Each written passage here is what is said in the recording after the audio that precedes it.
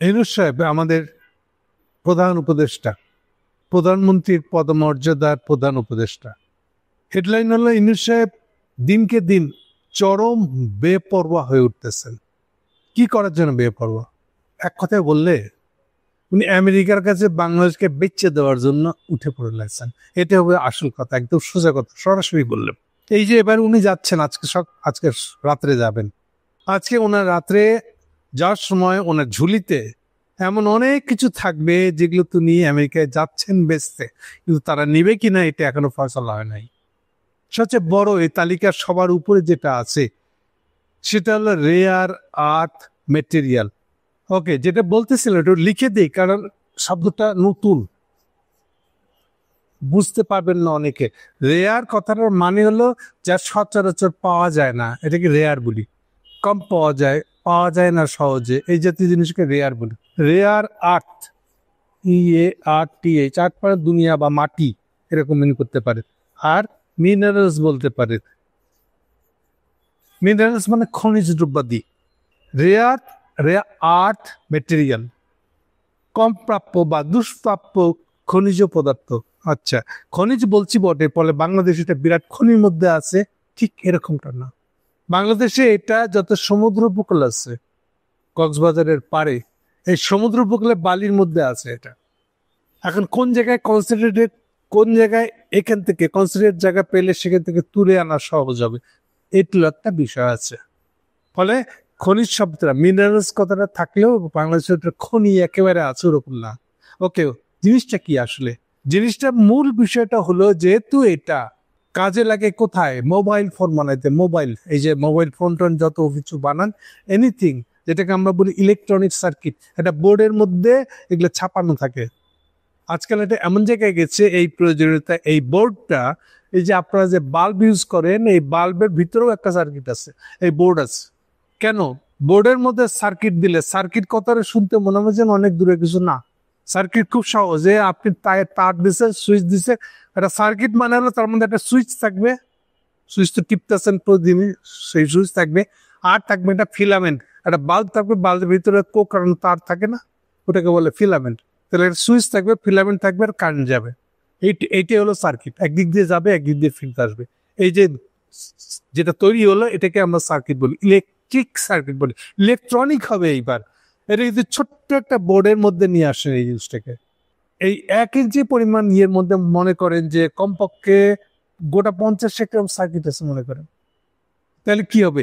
এই জিনিসটাকে এখন আপনি চিপ বলবেন, অমুক তমুক বলবেন, এইটা এবারে ছোট জিনিসের মধ্যে, মোবাইল টাইপের জিনিসের মধ্যে মাস্ট ইলেকট্রনিক সার্কিট একটা লাগবে।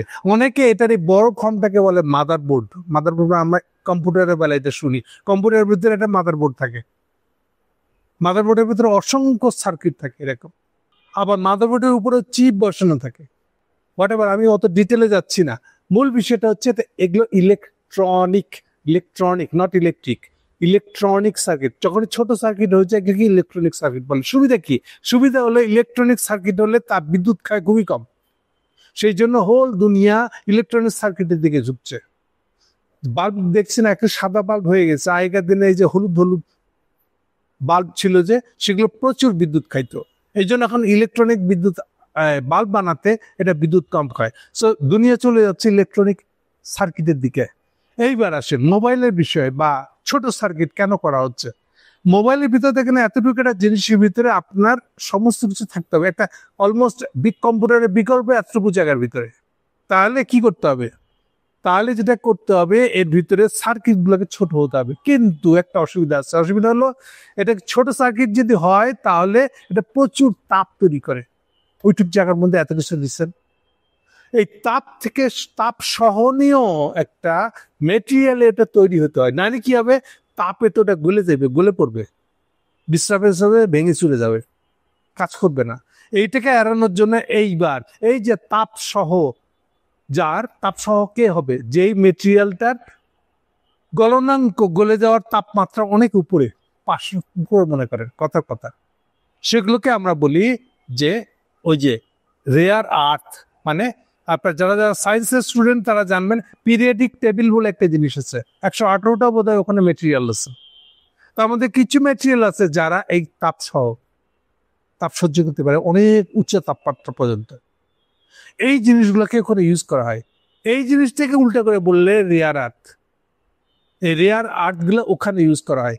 আজকালকার দিনে এআই টেকনোলজি, এই যে আর্টিফিশিয়াল ইন্টেলিজেন্সের কারণে, কৃত্রিম বুদ্ধিমত্তা এসে যাওয়ার কারণে, এবং কারখানার লেবার কম লাগানো হবে এই কৃত্রিম বুদ্ধিমত্তা ইউজ করে, তাহলে ওখানে আরো বেশি করে ওই সার্কিট ইউজ করতে হবে, আরো বেশি করে তার মানে রেয়ার মেটেরিয়ালের জিনিসপত্র ব্যবহার করতে হবে। ওকে, এই গেল রেয়ার মেটেরিয়াল সম্পর্কে ধারণা আপনাদেরকে। কিন্তু আরেক প্রবলেম আছে।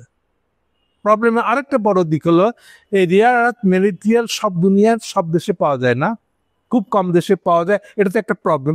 সেকেন্ড প্রবলেম বললো এই জিনিসটা পেতে গেলে পরে এবার পাওয়া গেছে বাংলাদেশে, কিন্তু এই জিনিসটাকে তুলে এক্সট্রাক্ট করতে হবে, সেটা আর একটা টেকনোলজি, খুব দক্ষ টেকনোলজি হইতে হবে। সবচেয়ে বড় অসুবিধা হলো যে এইটার এক্সট্রাকশনের সময় আপনি এইটাকে যে পানি দূষিত হয়ে যায়, ফলে আপনার পরিবেশ দূষিত হবে, ওই দেশের অবস্থা খারাপ হবে। তাহলে এমন টেকনোলজি হতে হবে যেটা এই দূষণগুলো যত কমাইতে পারে। দুনিয়ায় টেকনোলজির বিষয়ে, এই বিষয়ে টেকনোলজির বিষয়ে চায়নারা সবার চেয়ে অ্যাডভান্স, এত দূর অ্যাডভান্স যে ইন্ডিয়ার মতন দেশকেও তার কাছ থেকে ওই চিপ, ওই রেয়ার আর্থ মেটেরিয়াল ব্যবস্থা কিনতে হয়, আমেরিকার মতন দেশকে কিনতে হয়। সো যে দেশে এইটা টেকনোলজি, পরিশোধনের টেকনোলজি সবচেয়ে অ্যাডভান্স, সেই দেশের নাম হলো চায়না। সো দুইটা কারণে চাইনিজদের, এই দুইটা কারণে চাইনিজদের প্রভাবটা অন্য অনেক দেশের উপরে অনেকভাবে বেড়েছে। তেমনি এমনকি এটা আমেরিকার উপরে বাড়ছে। একটা ফ্যাক্ট শুনে রাখেন, তাহলে বাকিটা বুঝতে পারবেন। কিছুদিন আগে ট্রাম্প ক্ষমতায় এসে যত চাইনিজ স্টুডেন্ট পড়তে গেছিল আমেরিকান ইউনিভার্সিটি থেকে, তাদের ভিসা বাতিল করে দেয়। পরে এই ট্রাম্পই উল্টা জিনিসটাকে বার্গেনিং করে। কিভাবে? যে আমাকে কিছু রেয়ার আর্থ মেটেরিয়াল দাও, তাহলে তোমার বিনিময়ে তোমার স্টুডেন্টদেরকে আমি ভর্তি ইউনিভার্সিটিতে পড়তে দিব আমার। সো রেয়ার আর্থ মেটেরিয়ালের মাধ্যমে বিনিময় করা হয়েছে। তা থেকে বুঝতে পারেন যে রেয়ার আর্থ মেটেরিয়াল আমেরিকার জন্য পিছিয়ে পড়া পরিশোধনের টেকনোলজির কারণে আমেরিকানরা অনেক বেশি আগ্রহী। সো একটা ধাপ হলো যে রেয়ার আর্থ পাওয়া, সেকেন্ড ধাপ হচ্ছে এটা পরিশোধনের সক্ষমতা, যেটা এখন চীনের সবার চেয়ে উপরে এখন চীনের সক্ষমতা এইসব ব্যাপারে। এনিওয়ে, সো এই দুটো জিনিসের জন্য চীনের আমেরিকানদের প্রবল আগ্রহ। এবার প্র্যাকটিক্যাল জায়গায় আসে। অলরেডি পিটার হাস বাংলাদেশে প্রায় আসেন, তার কোম্পানি বাংলাদেশে কি করে বেশি মানুষ জানে না। উনি আসছেন মূলত এখান থেকে আমাদের সমুদ্র উপকূলে যে তেলগুলো পাওয়া যায়, যদি থাকে তেল গ্যাস, সেগুলোর এক্সপ্লোরেশনের ট্রাই করছেন, হুইচ ইজ নট ট্রু। এটা হচ্ছে তার দেখই না বাইরের দিকটা, এটা দিয়ে তো একই সাথে খনিজ মেটেরিয়াল খোঁজ করতেছে কোথায় পাওয়া যায়। ইন্টেলিজেন্স রিপোর্ট হচ্ছে, খুবই সংগোপনের ইন্টেলিজেন্স রিপোর্ট হচ্ছে অলরেডি বাংলাদেশে এরকম 8টা পাওয়া গেছে। টোটাল কতগুলো লাগে এর অনুযায়ী, সায়েন্সের বক্তব্য অনুযায়ী 17টা এই পর্যন্ত এই রেয়ার আর্থ মেটেরিয়াল 17টা পাওয়া গেছে। 17টা দুনিয়াতে আইডেন্টিফাই করা হয়েছে। 17টার মধ্যে বাংলাদেশে 8টা অ্যাভেলেবল। এইগুলোকে এক্সপ্লোর করার জন্য পিটার হাস কাজ করতেছেন। আমি এই প্রসঙ্গ নিয়ে আগে একটা টক শোতে কথা বলছি। কথা বলার পরের দিন আমি দেখি আমেরিকান এম্বাসি থেকে একটা বিপি দেওয়া হয়েছে এই প্রসঙ্গে।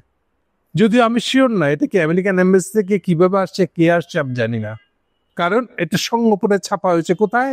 ইউএনবি নিজেই একটা হাসিনার দালাল, একটা সকল সংবাদ সংস্থা, মানুষের পকেটে ঢুকে থাকে আমার একটা সংবাদ সংস্থা। ওখানে আর একটা এনাতুল্লাহ আছে, যারা ঢাকা কুরিয়ার পত্রিকা দেখেছেন 85 সালের দিকে, তারা জানবেন হয়তো এনাতুল্লাহ খানকে চিনবে।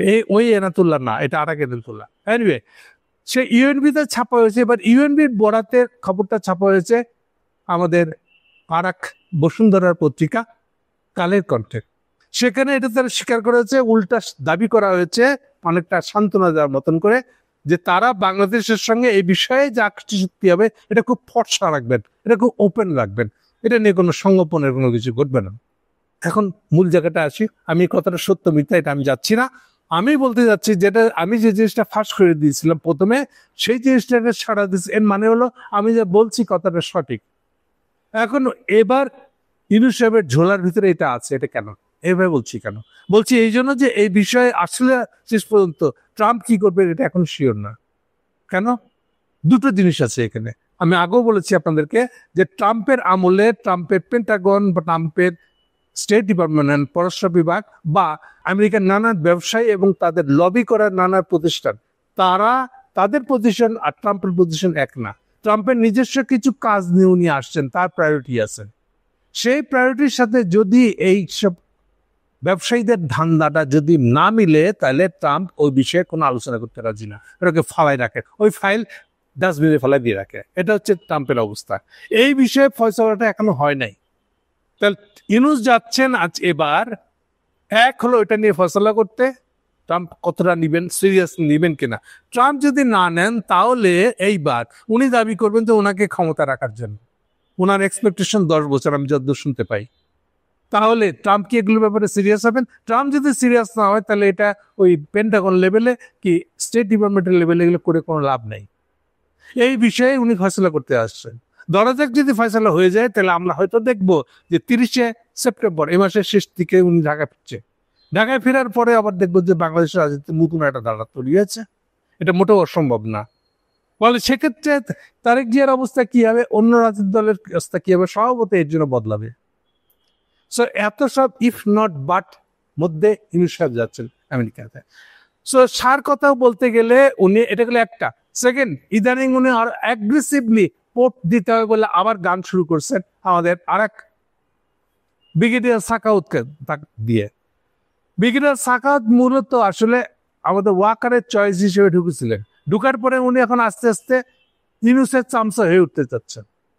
ফলে ইউনূসের একদিকে সেনাবাহিনীর কাছে কমিট করছে যে উনি এটা দিবেন না, পোর্ট নিয়ে উনি কোনো কথা শুনবেন না, মানে নিজের কথাটা উনি চাপাই দিবেন না।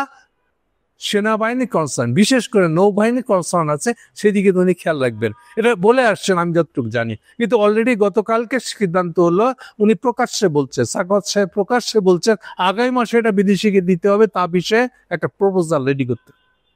একই দিকে আবার ইউনূস সাহেব সর্বশেষ যে নিজের ব্রিফিং দিচ্ছেন, মানে একদম ফর্মাল, সেই ফর্মাল ব্রিফিং এ চিটাং পোর্টে বাংলাদেশ নৌবাহিনী কি কি উন্নতি করছে তার একটা ফেস দিচ্ছে।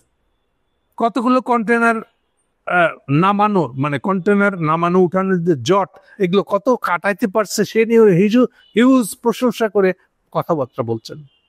তার মানে একদিকে এটাও আছে, তাহলে আবার পোর্ট বিদেশকে দেওয়া কেন?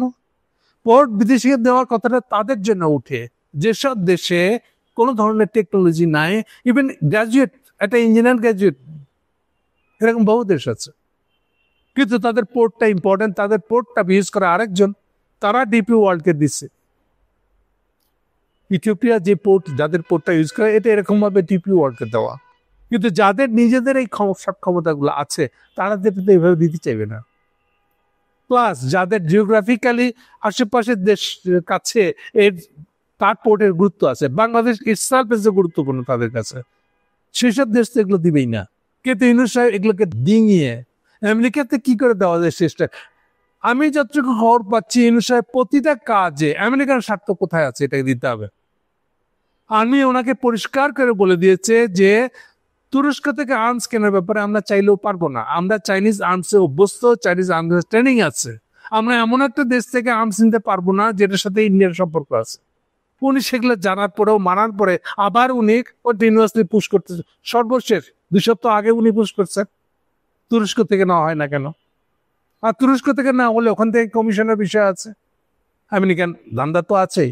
এই যে ডেসপারেটনেস গুলা উনি ক্রমশ চালাই যাচ্ছেন, এই জন্য যে ওনার দিন সময় ফুরিয়ে আসছে, এই বিষয় থেকে মানে ইমিডিয়েট সিদ্ধান্ত নিতে হবে। আমি এই বিষয়ে বাংলাদেশের রাজনীতিবিদ, যারা রাজনীতি সচেতন, যারা রাজনীতি কর্মী, তাদের সবাইকে এই ব্যাপারে মনোযোগী হওয়ার জন্য, সচেতন হওয়ার জন্য আহ্বান জানাবো। ইউনূস সাহেবের বেপরোয়া হওয়া আরেকটা দিক আছে।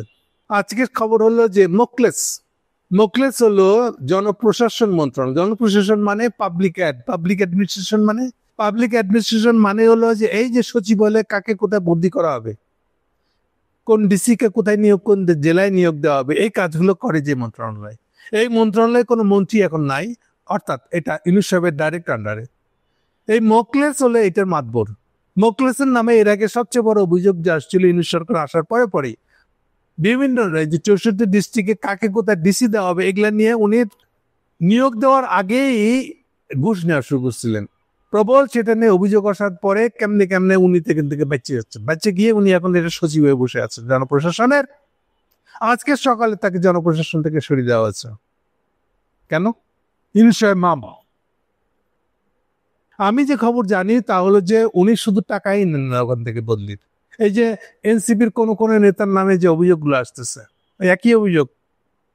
তারা মোখলেসের সাথে কথা বলে মোখলেসের কাছে টাকা দিয়ে এগুলো কাকে কোথায় বদলির ব্যবস্থা করে দিছে, তার দালালি করে টাকা দিছে, এগুলো দিয়ে খবর আসতেছে।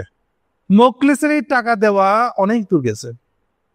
সম্প্রতি আর একটা শব্দ চালু হয়েছে ওই সচিবালয় পাড়ায়, শব্দটা হলো রেহানা। নতুন রেহানা পাওয়া গেছে। মানে মানে হলো হাসিনা আমলে রেহানা এভাবে ঘুষ নিতেন। কিভাবে? মনে করেন আপনি একটা রেন্টাল বিদ্যুতের কারখানা বানাইবেন, না প্ল্যান বানাবেন, তো বলা হতো রেহানাকে দেখা করে এসছেন, মানে হলো রেহানা কাছে দেখা করে আসে, ওখানে টাকা দিয়ে আসলে তারপরে আপনার প্রজেক্ট চালু হবে, কিন্তু নাহলে কিন্তু রেন্টাল বিদ্যুৎ প্রকল্প হবে না। এই যে আপনার বিভিন্ন কি জানি কোম্পানি বানানো হয়েছে, ভুয়া কোম্পানি বানাচ্ছে, পিছনে কে আছে? রেহানা আছে। বিকাশ টাইপের যত কোম্পানি আছে, কোথায় টাকা দিতে হচ্ছে ফাইন, আসল জায়গাটা সে হলো রেহানা।